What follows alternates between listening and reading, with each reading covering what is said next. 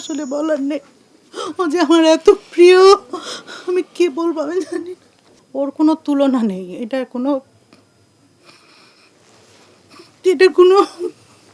কোনো রকম তুলনাই নেই।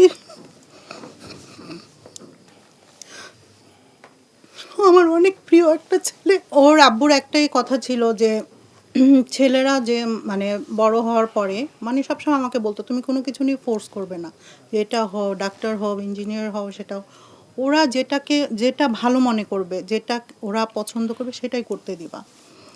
তাছাড়া আমরা মনে করি যে যেহেতু ওর বাবাও মিডিয়া লাইনে ছিল, আমিও ছিলাম, কিন্তু আমার ছেলেরা যখন এটাই পছন্দ করেছে, আমি চেষ্টা করেছি ওদের, আমি জানি না ওরা ভালো বলতে পারবে, আমি কোনো সময় ওদের কখনো বাধা দিইনি কোনো কিছুতে।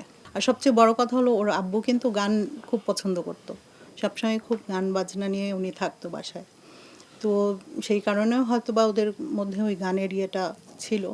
আর ওর আব্বু কিন্তু কয়েকটা মুভিতে মানে গান টানও গিয়েছে, আমি শুনেছি আর কি। ওর আব্বু বলতো এটা আমার গলা, এটা আমার।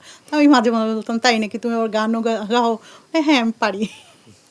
তো হয়তো বা কিছুটা ওখান থেকেও আসতে পারে। তার একটা ইচ্ছা ছিল সবসময়, যেমন শুটিং থেকে এসে বলতো যে আমি চাই যে আমার ছেলেরা যখন এত বড় হবে যে আমার এই শার্টটা সে পরতে পারবে, বা আমার এই শ্যুটা সে পরতে পারবে।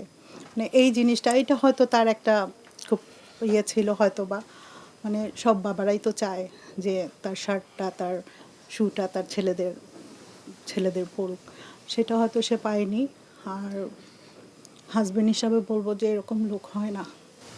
আমি খুব লাকি যে ওদের বাবাকে পেয়েছি।